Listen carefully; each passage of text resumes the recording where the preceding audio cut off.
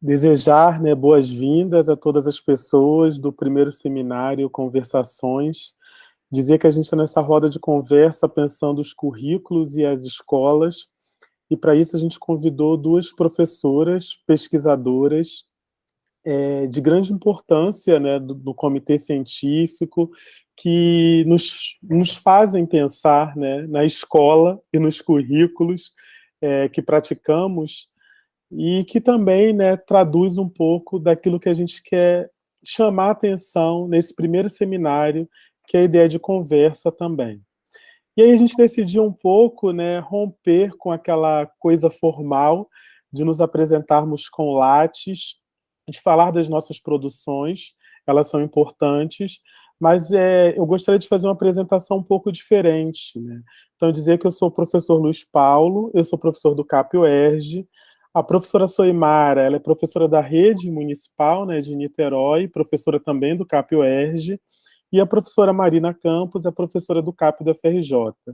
Mas eu acho que falar desse lugar, e aí por isso que eu pensei numa apresentação que diz assim, embora a gente diga institucionalmente quem nós somos, mas eu queria falar de você, Soimara, e de você, Marina, como duas professoras, duas mulheres, doutoras, pesquisadoras e cotidianistas, eu diria, que nos ajudam a pensar, né, e que nos ajudam a conversar sobre temas tão importantes.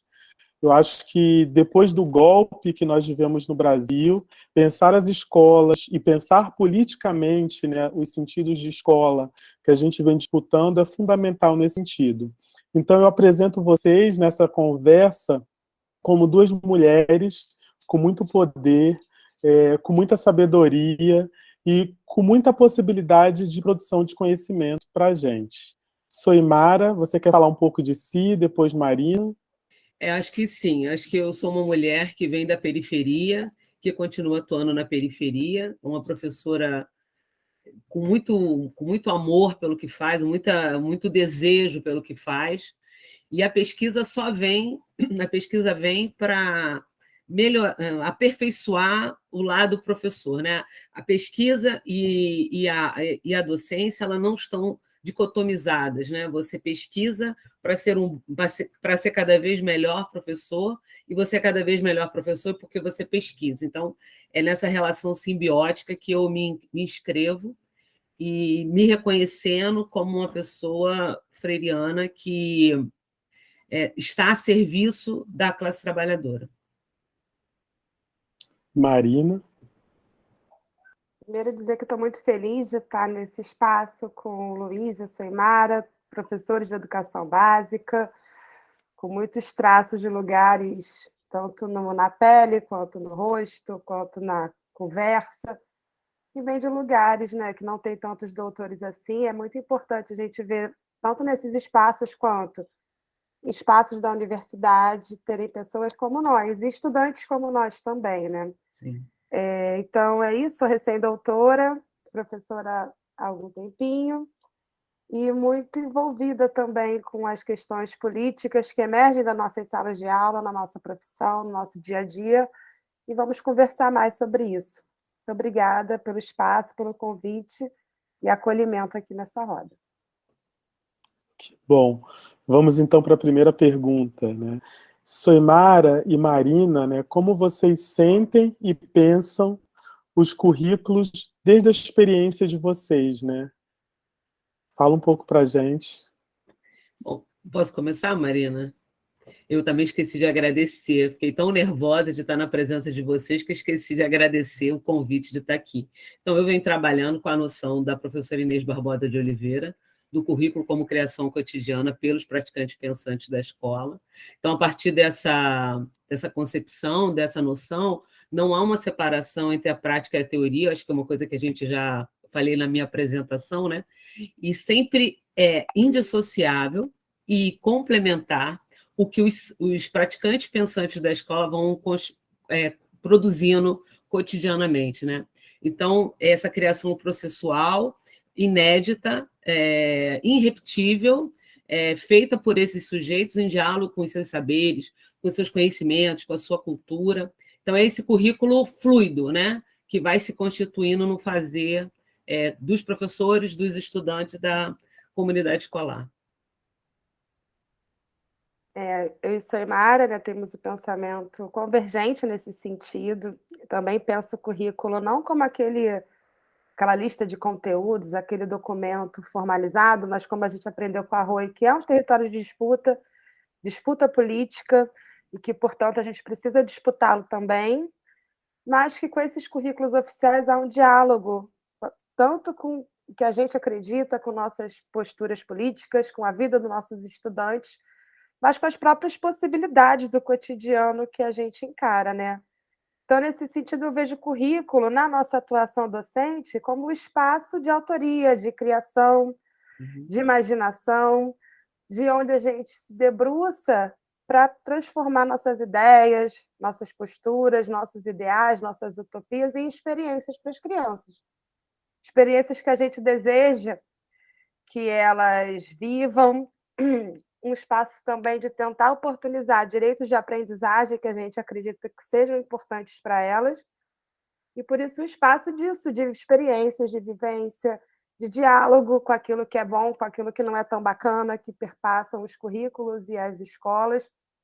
Então, eu vejo que é a partir do currículo e com tudo que ele se desdobra, né, as experiências, nossos planejamentos, é ali que a gente consegue colocar em prática nossos anseios, nossos desejos, nossas esperanças, já que Soimara citou Freire, para viver esses momentos com as nossas crianças dentro da sala, né? Acho que começa ali.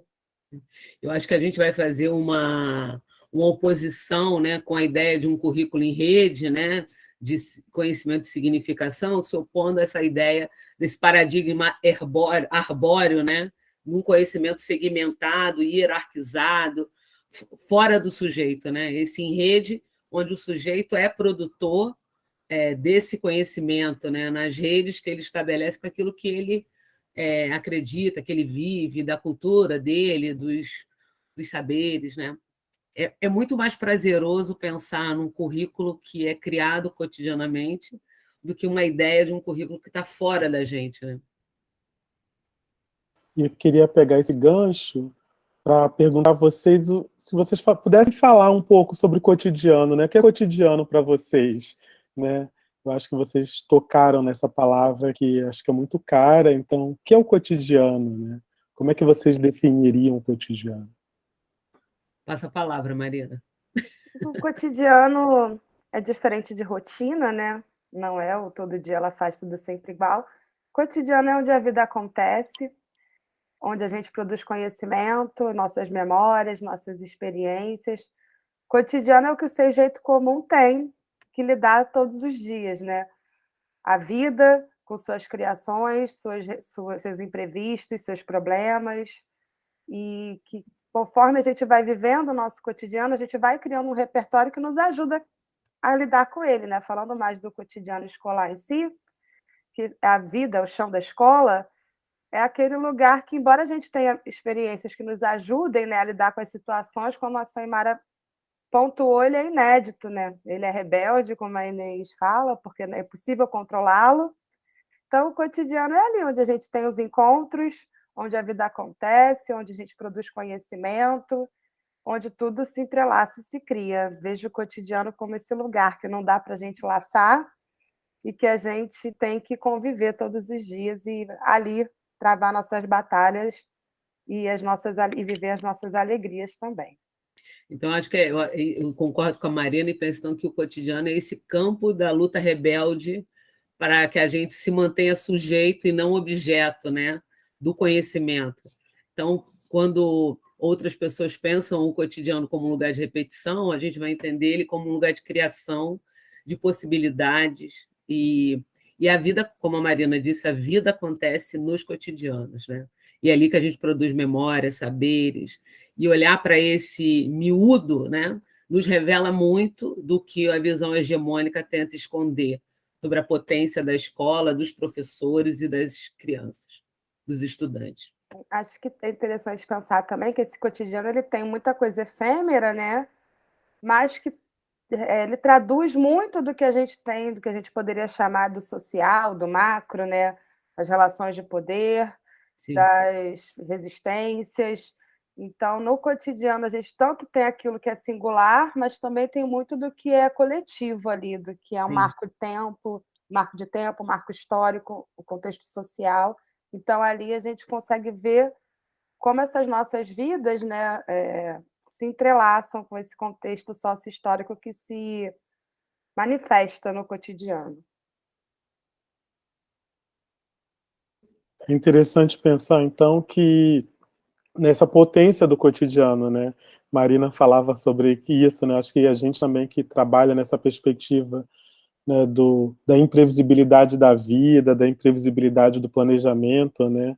Acaba que a gente vai mergulhando nisso e vai produzindo sentido a partir do cotidiano. Bom escutar vocês, né? E aí eu queria, pensando um pouco, né, ainda essa conversa e para chegar também no currículo, eu gostaria de saber uma cena do cotidiano que marcou a vida profissional de vocês. Nossa, é difícil, né? De muitas, né? Mas se vocês pudessem destacar uma cena do cotidiano, que ali vocês têm uma dimensão curricular, uma dimensão formativa, né? Sobretudo daquilo que acontece na escola, que às vezes é tão invisibilizado, né? O que vocês diriam para a gente?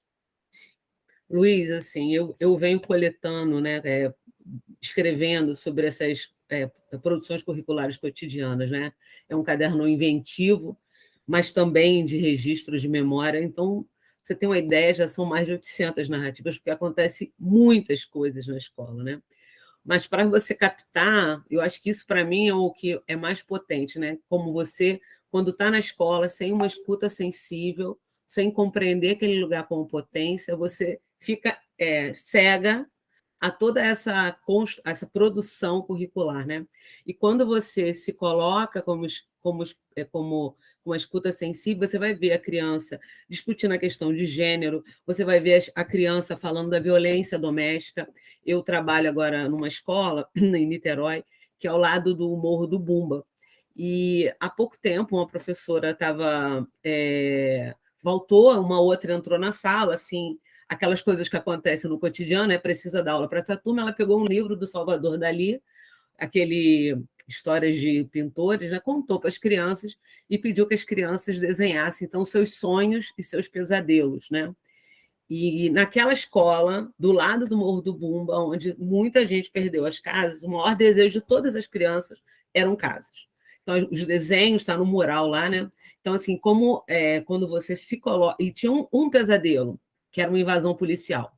Então, nessas imagens que as crianças construíram, crianças de 6 anos, a grande maioria construiu casas de 2 andares, com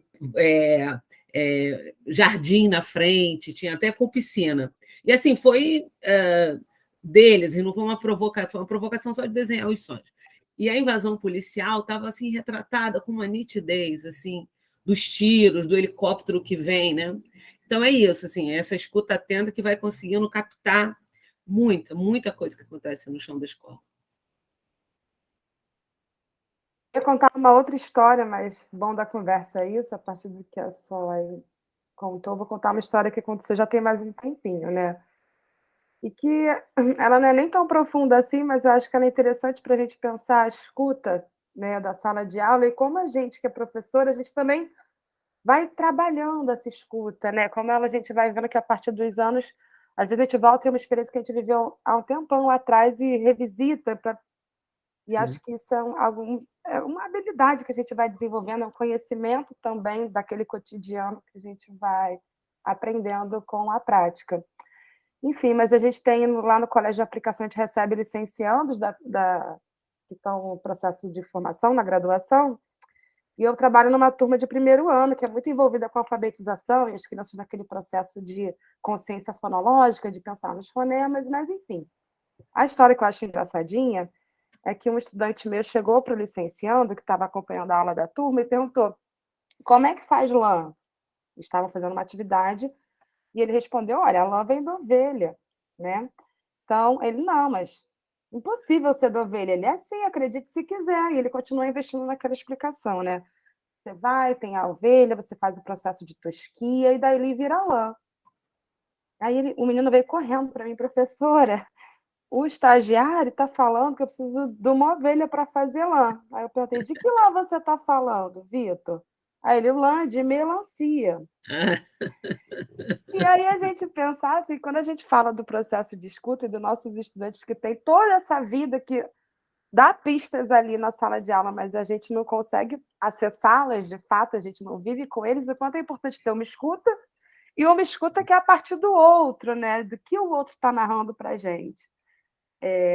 Então, acho que no cotidiano, essas crianças ensinam muito para a gente do que mundo é esse, do que eles estão falando.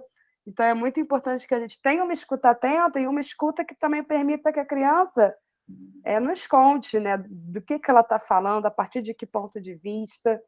E acho que essa história é bacana para ilustrar, né, o quanto é importante a gente saber que sentidos a criança está atribuindo.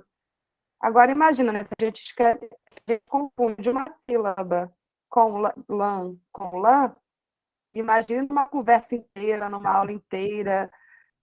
Quantas brechas aí a gente tem para pensar a partir do outro. E uma coisa que eu ia também chamar a atenção é assim, muitas vezes a gente pensa os CAPs, né, como um espaço de uma clientela, né, um grupo muito elitizado, mas hoje eles estão bem democráticos.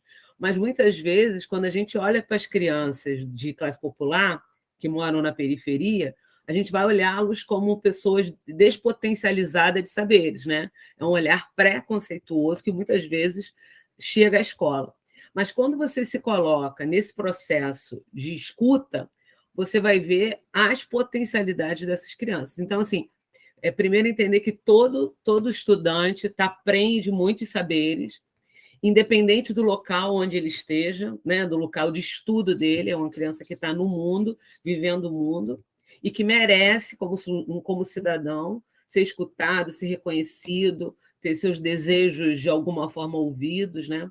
Então, são muitas histórias, nossa, que a gente vai colecionando, né, no cotidiano escolar. E eu trabalho com a ideia, Luiz, de que o registro faz você revisitar a experiência com um afastamento temporal e ele ressignifica o vivido. Então, quando você tem uma experiência, normalmente as nossas experiências elas ficam muito presas em nós, eu não sei se vocês têm essa coisa. Quando a gente se reúne, todo mundo conta história de professor, a gente só fala disso, enfim. E a ideia da escrita em algum lugar, em separado, vai fazer que quando você revisite aquela cena, você amplie a sua... Não sei se a palavra amplie, mas reflita sobre aquilo que aconteceu. Então, acho que a escrita de si é formativa, pode ser um processo formativo, contínuo, para avaliar, para você repensar as suas ações cotidianamente feitas na escola. Será que o Luiz travou? Mas acho que a gente pode continuar, né, Marina? Parece que ele travou sim, mas a Ele gente travou. continua. Acho que ele... E acredito assim, só que além do registro para a gente, quando a gente coloca isso no papel, ou seja, no mundo, a gente amplia o nosso repertório, como a Dalby chama, nosso manancial pedagógico, né? Porque quando você me conta uma história, essa história é minha, ela se torna minha também, né? Sim. E ajuda a ver as histórias que eu vivenciei assim, também. Eu acho interessante da narrativa isso, né? Porque a gente narra, e aí pode ser escrito, ou aqui nesse momento gravado, ela também ela se torna a minha história também, me ajuda a pensar. E acho isso interessante. E a gente é esse ser cheio de pessoinhas, igual o Galeano fala, né? Sou brotado de pessoinhas. Então, quando você abre para falar das suas histórias, você vira uma Sherazade, né? Com mais de mil histórias para contar sobre o que acontece com a gente na escola. Luiz, você voltou? Eu estou aqui, estava escutando vocês o tempo inteiro, mas a gente está com essa questão da conexão. E aí a minha segunda pergunta para vocês, então, pensando o cotidiano, pensando as nativas, o que pode os currículos com as escolas, né, gente? O que pode esse currículo? Eu vou entender com a perspectiva da Inês, né, do criado cotidianamente, ele com potencial emancipatório. Na medida que você adensa ele a ecologia de saberes, né? Todos os saberes estão ali produzindo, sendo produzidos e tecidos, você tem ali um cerne para um processo de emancipação cognitiva, emancipação social.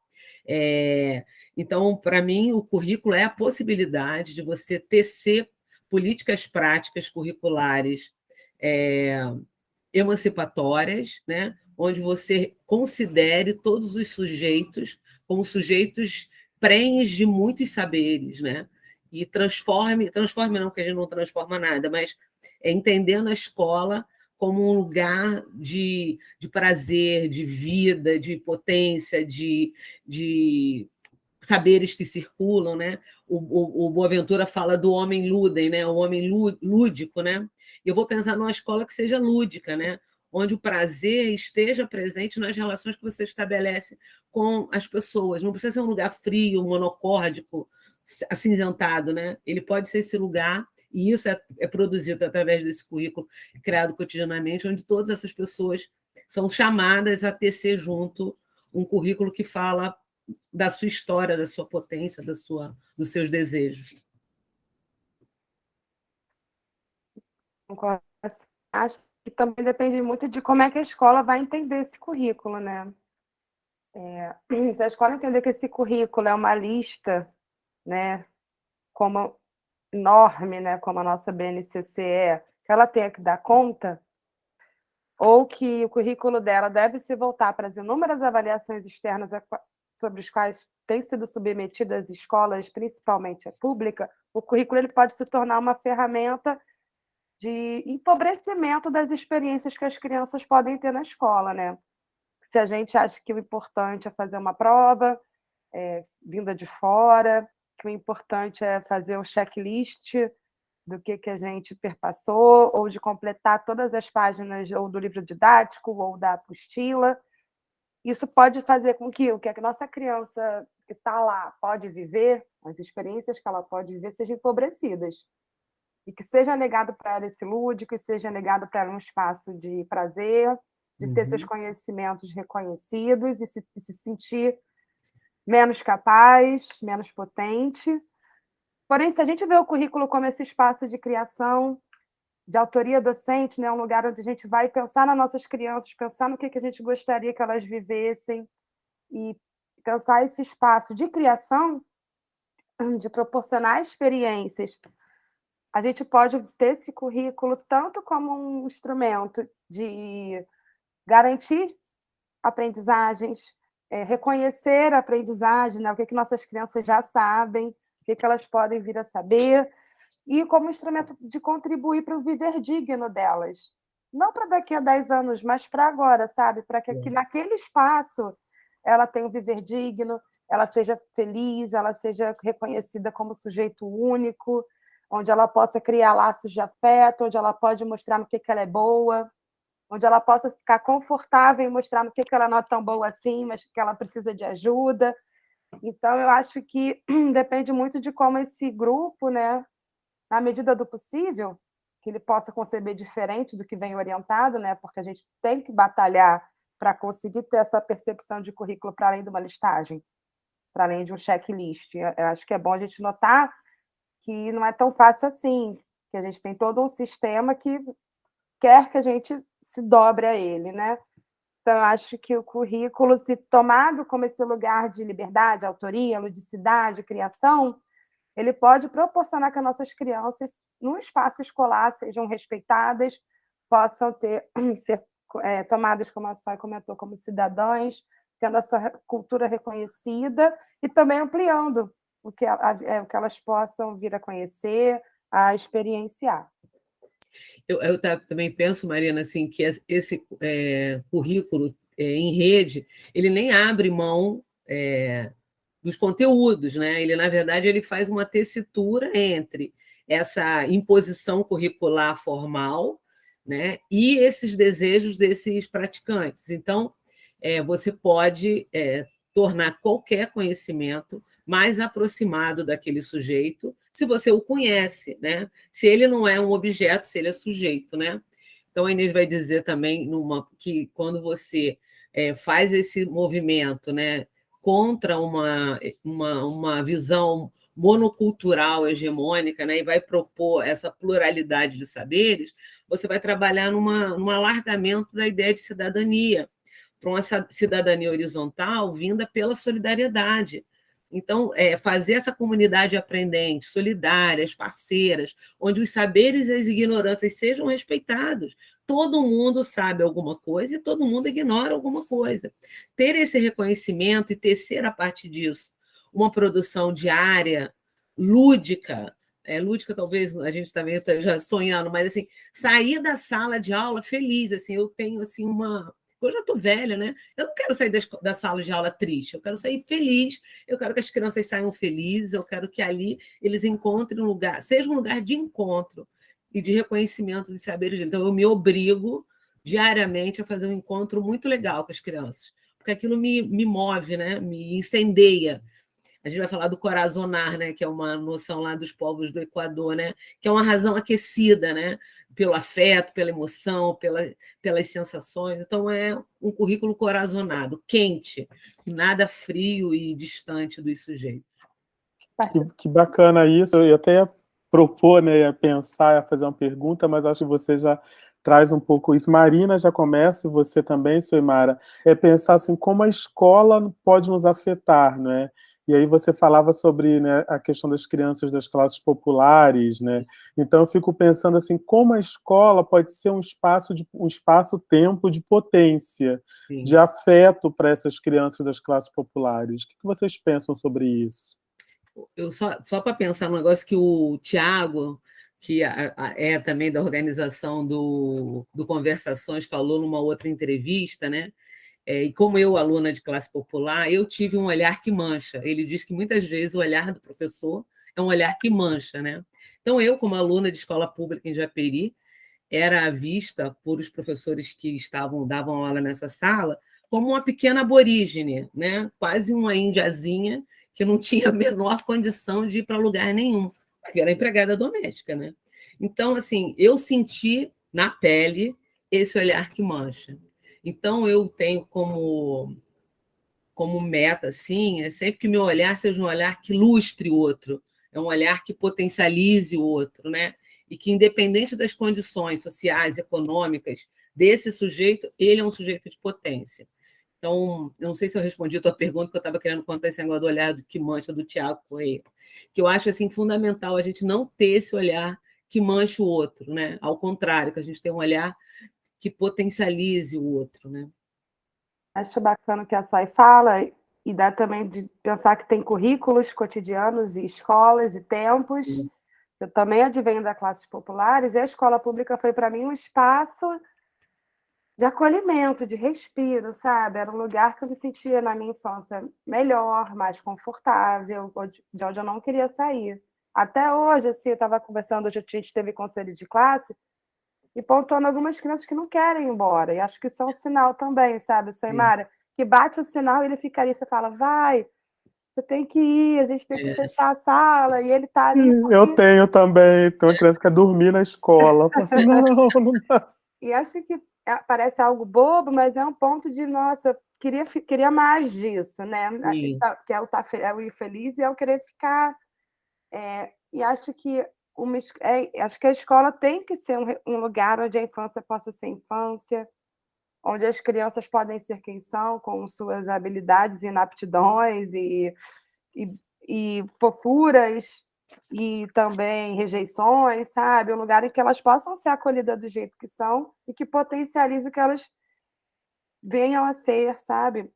E acho interessante a Soimara falar isso, pensar que a minha experiência foi diferente. Sim. O melhor lugar da minha infância era a escola. E voltar para casa, às vezes, assim, davam... Ai, mas amanhã tem de novo. E acho que... E pensar também que as escolas, nesse país que a gente vive, e acho que a gente ainda é privilegiado de estar numa capital, né? Isso imagino que em alguns outros espaços seja até mais complicado. Em várias comunidades, né? Eu sou do Colégio de Aplicação, que fica na Lagoa, e recebe pessoas de todos os lugares da cidade e de diversas comunidades, mas na Prefeitura do Rio eu dava aula lá em cima na comunidade, né? e de que eu via que aquela escola era a única representação de Estado que tinha naquele espaço.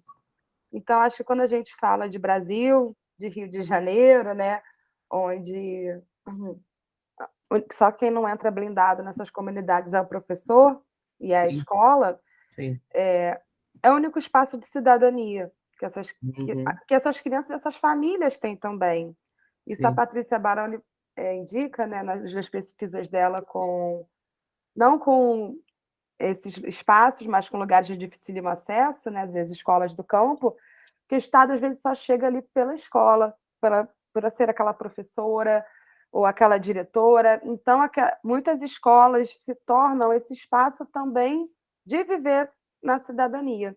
Nessa cidadania também, sabe só, e até nessa mais vertical, sim, nessa relação de, sim, de cidadão e Estado. Então, acho que a escola é o viver cidadão, nessa ideia de cidadania horizontal, de reconhecimento mútuo. Você, meu aluno, é um sujeito de direitos tanto quanto eu sou, então você precisa ter seus direitos respeitados. uhum, Acho que deles terem ciência de que são, né, acho que eu vejo várias escolas fazendo esse trabalho de quais são os direitos da criança e o que para além de direito, o que é bacana também que elas tenham, né, a gente sim, passando pela poesia, né,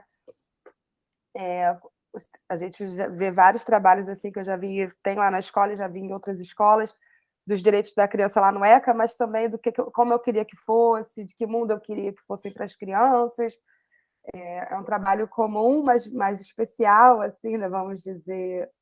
Mas também nessa relação, inclusive, vertical, que às vezes só tem na escola. sim. Eu fiquei pensando, sabe, Marina, quando você falou que a tua escola foi uma escola que te acolheu, né? E como que a escola também está inserida nesse contexto desse espaço-tempo. Então, eu fui aluna da escola pública na década de 70, né, em plena ditadura militar, né, onde a escola tinha Mobral, olha como eu sou velha, e então as pessoas assim tinham uma visão da escola assim, para a classe popular. A gente chegou um gato aqui, deixa eu tirar aí. Para a classe popular como um favor, não como um direito. Né? Então, nesse sentido, é que com o tempo, né, e aí a gente vem aí dos anos do governo PT, né, do Lula, que vai, então, reforçar esse lugar da escola como lugar de direito. Né? A própria LDB, enfim, há um movimento grande a partir da Constituição de 88, a Constituição Cidadã, da escola como um lugar de direito desse cidadão. Mas o que eu peguei antes era um lugar de favor, né? Um lugar onde a gente não tinha onde ir para lá. Né? Então, você vê também com o tempo, a escola ela não é um bloco monolítico, ela vai mudando de acordo com os contextos sócio-históricos e E como o legais. cotidiano contesta esses discursos de que a Sim, escola de antigamente era melhor, sim, de que a escola mudou muito pouco. Então, acho que o sim, cotidiano também tem esse poder de, a partir dessas histórias que acontecem lá, contestar essas histórias únicas, essas grandes narrativas, né? Até que viram jargões de que a escola pública antigamente era muito melhor. Por que será que acham isso? Por que será que dizem isso, né? que era uma escola para poucos, né? Não era para todos, né? Hoje a gente tem uma escola para todos, né? Isso é muito bacana. Perfeito. Eu acho que são muitas as escolas e as multiplicidades dessas escolas, né? E a gente também aprende muito, desde muito cedo, a dizer que, por exemplo, a escola pública é ruim, né? Aprende a dizer que a escola da rede é ruim, quando a gente vai percebendo que existem experiências, né, Sim, currículos cotidianos produzidos de forma, né, brilhante dentro desses espaços, né? A quem interessa, né, a narrativa única dizer que a escola pública não serve, não presta. exatamente. Eu acho que isso é muito importante. E aí, né, para a gente ir finalizando nossa conversa, são muitas questões, são muitos fios, mas também a gente também aqui não está preocupado em Né? fazer uma síntese, dar uma resposta única, não é essa, não é essa a proposta. Mas assim, como é que a gente pensa o currículo como um convite à liberdade, né? Ou o currículo como um convite à emancipação nas escolas, né? Eu acho que o nosso desafio, a gente está em 2022, a gente está vivendo esse ano um ano eleitoral, né, de um governo que é um governo genocida, então de um um pseudo-presidente que defende a morte em detrimento da vida, né?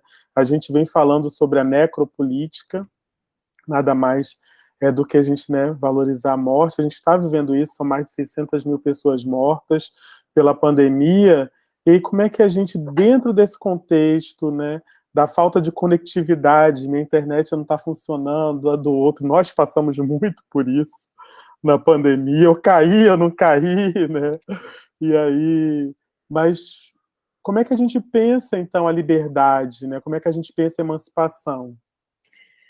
Eu vou pensar na questão do humus da vida, né? Assim, para além da falta, o que pode ser visto como potência, assim, não negando que é uma falta estrutural, não negando que a gente vive num sistema, num movimento de necropolítica, mas como é que eu posso fazer com que esses sujeitos que estão na escola e seus modos de habitar o mundo sejam ali naquele espaço escolar reconhecidos, eles percebam o pertencimento social, cultural deles. Então, é esse humus da vida. Então, a prática da liberdade, o currículo como um convite à prática de liberdade, é uma ação cotidiana, utópica, que a gente vai fazendo, se movendo, né? Igual o Galeano vai dizer, né? A gente caminha 2 passos, a utopia se afasta, a gente continua caminhando, mas tendo essa não sei se é a palavra definição, mas tendo como sul, né, a questão do humus da vida na sala. A sala como um lugar aquecido de vida, de conhecimentos e ignorâncias, um lugar onde essa criança seja reconhecida como um cidadão de forma mais ampliada, né, solidário, horizontal.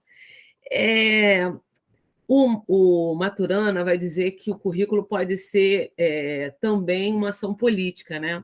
Então, a construção do currículo cotidiano são ações políticas, são atos políticos, são criações, obras de arte, né? Então, acho que você conceber, entender que os currículos que a gente produz cotidianamente são obras de arte irrepetíveis, impossíveis de serem reproduzidos, eu acho que você caminha para a tentativa, né, de um currículo, um convite à liberdade.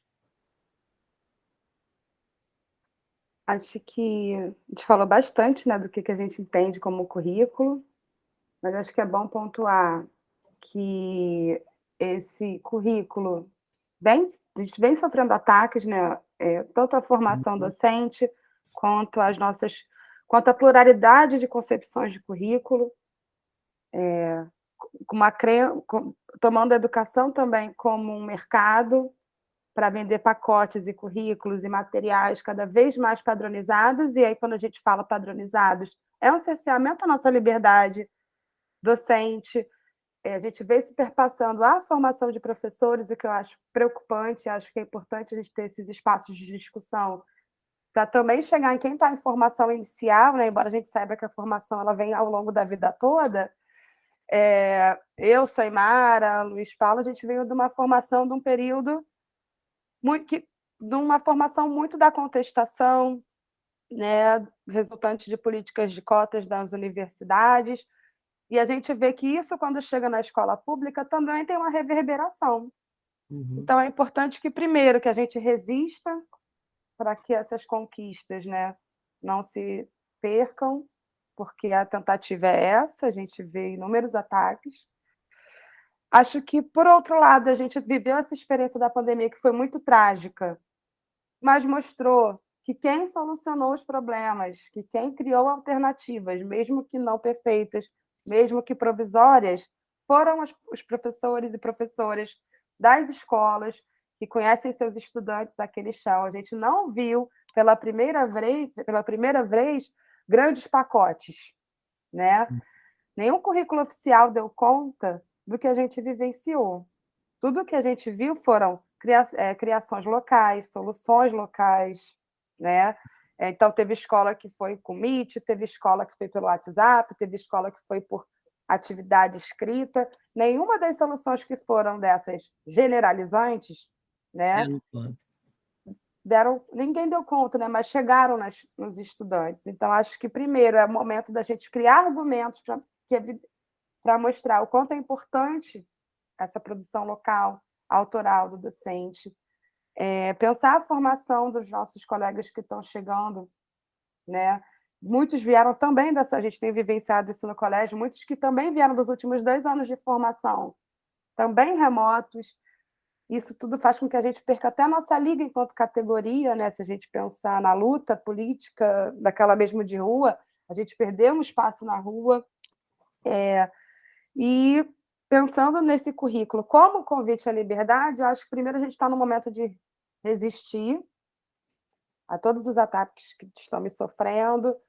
Nossas crianças também estão sofrendo, né? A gente vê isso no rostinho delas, elas estão voltando desse período. A gente estava conversando no colégio, tem crianças que estão em período de adaptação ainda no 5º ano, né? Crianças já mais velhas que choram porque têm saudade de casa, porque crianças nossas que estão com muitas questões emocionais por conta do tempo longe da escola, o que mostrou o quanto esse espaço ele é importante para as infâncias, para a juventude. Então, acho que é um momento de acolher. Nenhum currículo oficial dá conta de 2 anos sem aula presencial, né? Na maioria das instituições públicas não chega a 2 anos, mas quase 2 anos. E acho que é o momento da gente pensar esses currículos como espaço de acolhimento, de afeto, como a Saimara falou, de alegria, mas também de significar o que foi perder todas essas pessoas. Todos nós passamos por luto muito próximo. Então, de também ver como prática de liberdade no sentido de ver como aquele espaço é importante, mas também como um lugar de pegar essas imagens fortes, desestabilizadoras, como o Boaventura pensa, 600 mil mortos é uma imagem muito desestabilizadora, e pensar o que a gente, enquanto sociedade, podia ter feito diferente. E aí acho que isso é liberdade, né? Você olhar para o que foi feito, pensar o que poderia ter sido diferente e ver que possibilidades, que alternativas de sociabilidade a gente pode tecer para que o vir a ser, né, seja mais potente do que a gente está vivendo agora. E de que pensar que o futuro, ele é, como a Boaventura propõe, né, da gente curtar esse futuro, ele não é sempre o progresso. Ele é muito resultante do que a gente está tecendo agora, nas nossas vidas enquanto docentes, das nossas crianças, e que a partir desse viver digno nas escolas, eles não aceitem menos. Sim. Quando estiverem na hora de votar, quando estiverem na hora de trabalhar, não aceitem viver num espaço em que não sejam respeitados como cidadãos que são, sujeitos de histórias, de narrativas, que merecem ser ouvidos, né? E respeitados. Dei uma viajada, mas... Não. Nada, Marina. Perfeito.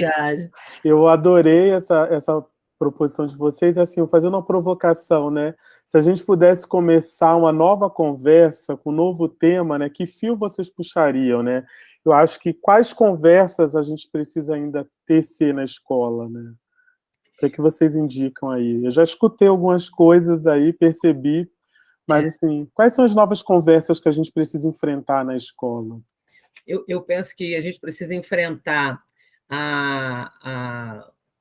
a ideia, né, a concepção de que o professor é produtor de conhecimento, professor e aluno, então ele tem uma produção que precisa ser registrada e valorizada, então aí é pensar nas narrativas como um instrumento, como um meio dele visibilizar todas as suas produções dele, das crianças, e fazer com que isso circule como um discurso contra-hegemônico, e acho também que o reconhecimento dessa pessoa, dessa mulher ordinária da escola, essa mulher comum, professora da escola básica, como uma pessoa, como um sujeito rebelde, produtor de conhecimento, de cultura. Então, essa valorização docente, sabe?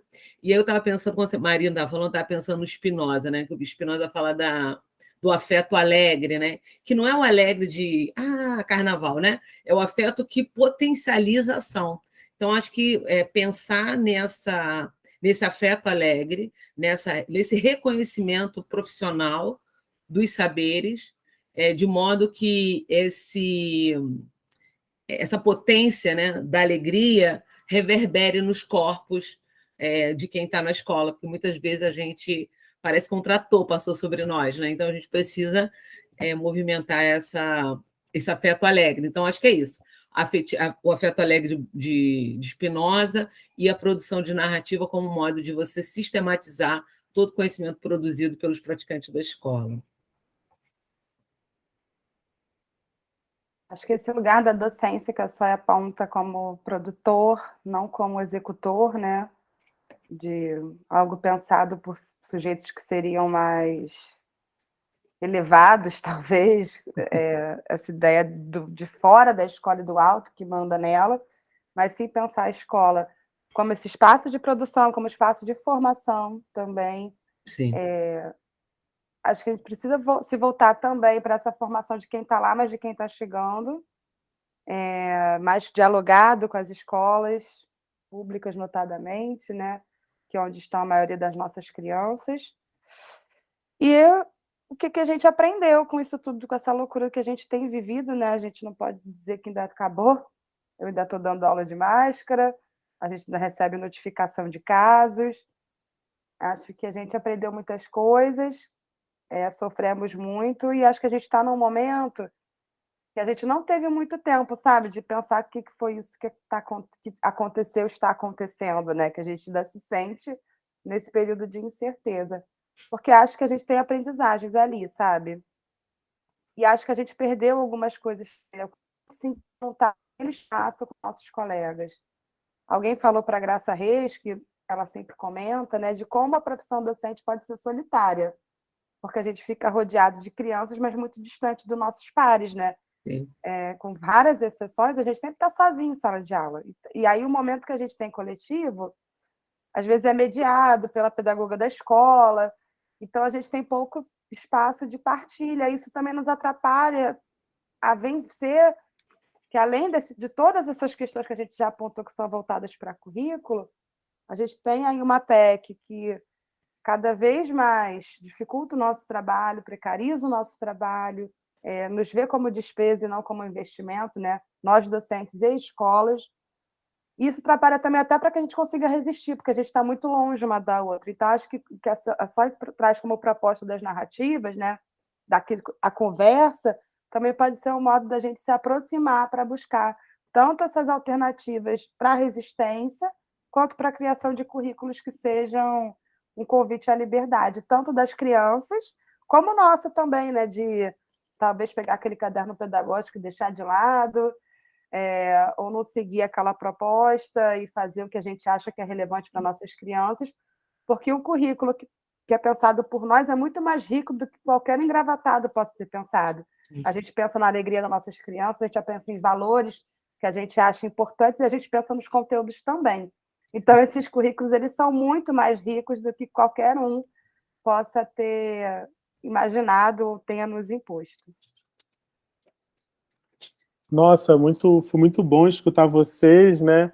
E aí pensar nas nossas conversas, que na verdade elas não terminam aqui, e eu que antes de dar a palavra final, né, dos agradecimentos ou daquilo que vocês queiram falar, né, eu tinha uma professora da EJA que ela falava, né, essa coisa de a gente acabar com a síntese, né, cada um que faça a sua síntese, da sua forma. E aí eu estou lendo o livro da Maya Angelou, que ela fala que são cartas para a filha dela, e ela vai dizer o seguinte: a luta coletiva e pessoal para se transformar em protagonista da própria história. Escutando vocês hoje, eu percebo um pouco isso, né? Que vocês, professoras, nós, professores, estamos lutando cotidianamente para sermos protagonistas das nossas próprias histórias. Então, eu queria ler um poema de agradecimento a vocês, agradecer, né, Soimara, agradecer Marina, pelo tempo, pela conversa, por esse fio que a gente está puxando, né? A Regina Leite Garcia falava muito sobre isso, né? Desses muitos fios que a gente vai tecendo a vida. E a Maya Angelou tem um poema que é assim, né? Onde os ventos do desapontamento levaram ao chão a casa dos meus sonhos, e a raiva, como um polvo, enrolou em seus tentáculos na minha alma. Eu parei minhas pegadas e procurei uma coisa que pudesse me curar. Encontrei, na minha memória, um rosto de criança. Qualquer rosto de criança, olhando para o brinquedo desejado, com suave surpresa, um rosto de criança, com esperança e expectativa nos olhos.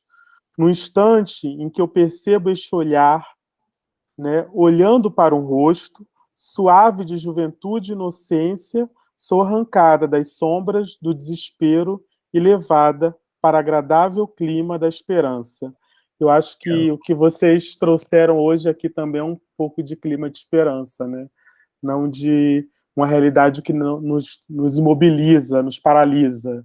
Eu saio daqui pensando em muitas outras conversas que possam mover, né, os currículos e as escolas cotidianamente. E aí eu passo a palavra para vocês terminarem, né?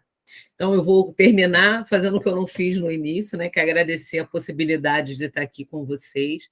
Acho que o Conversações está sendo, né, uma possibilidade de pensar a produção de conhecimento para além daquelas caixinhas, né, que a gente vai fazendo. Então, parabéns pelo evento, pela organização.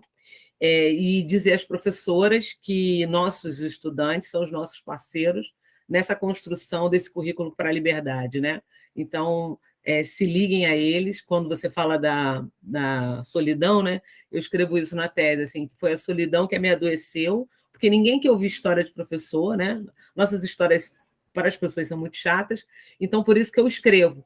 Então, escrevam suas histórias, porque quando vocês escrevem a sua história, vocês registram movimentos importantes de produção de conhecimento que a gente faz todos os dias. E aí alarga a nossa sensação de que a gente é muito mais do que o pensamento hegemônico quer nos definir.